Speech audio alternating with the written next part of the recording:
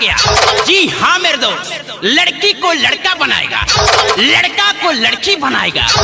और एक खास बात मेरे दोस्तों, आपके पर्सनल सामान को गायब करके दिखाएगा। तो आइए बिना आपके समय को लेते हुए खेला को चालू करते हैं।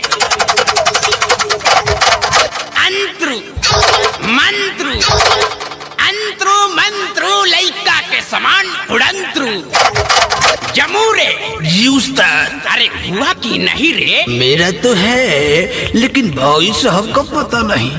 अरे अरे अरे दादा हो, साला हमार सामान बिलवा देलस, साला हमार ऑटो ले लस, चाउरो ले लस, और सामानो गायब कर देलस। ए देख लिया, चुपचाप से हमार सामान लिया दो, न तो हम बाबू के लगा पे फोन लगाओ तनी। रुक जा तू।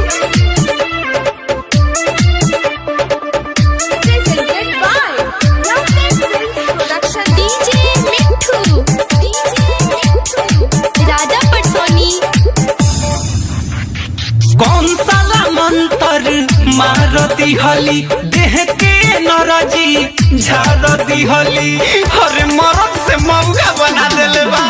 अरे कौन साला मंतर मारती हली, देह के नरजी झाड़ती हली। गाँव भर होता हसाई, कैसे के घरे जाई, सोची के अवतारवा। हेलो पप्पा, हमार बियाह कैंसिल कर दो, अब हम बियाह नहीं करब। बियाह न करबे?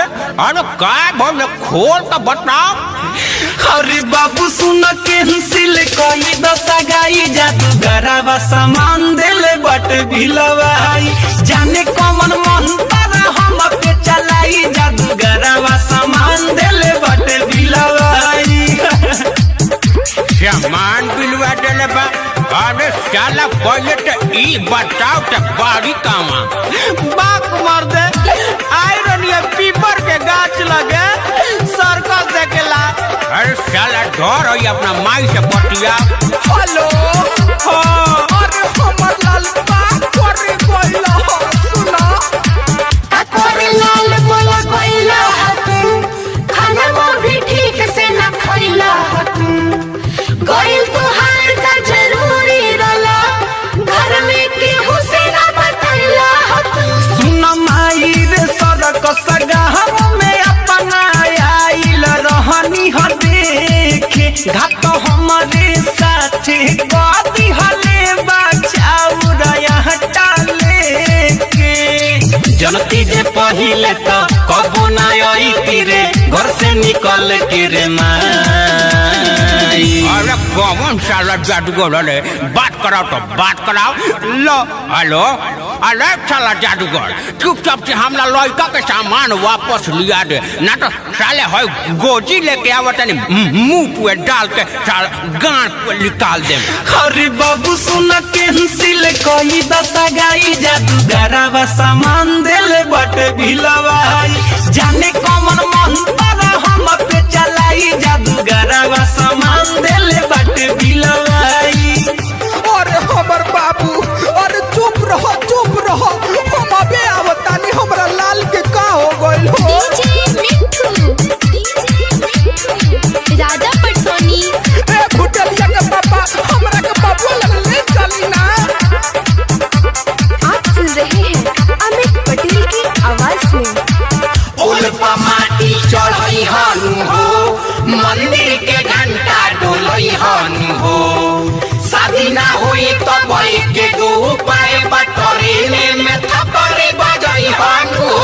अब जातानी हम तो हमारे सब कवनो मजाक उड़ावता, कवनो कहता माउग हमके, कवनो छकवा बनावता। कवना जन्म के तू बदला ले तारी हमसे, जादूगर होई की कसाई। देख लिया जादूगर, जेंगा मरला हुआ कद ना तो ठीक ना होई। उस्ताद लइका के काहे रुआवतनी, लिया ना दियो कुछ सामानवा। अरे साला चुप चुप, साले मारे लगी सब गाँव वाला मिल के मंतर भोर पर गइल बा।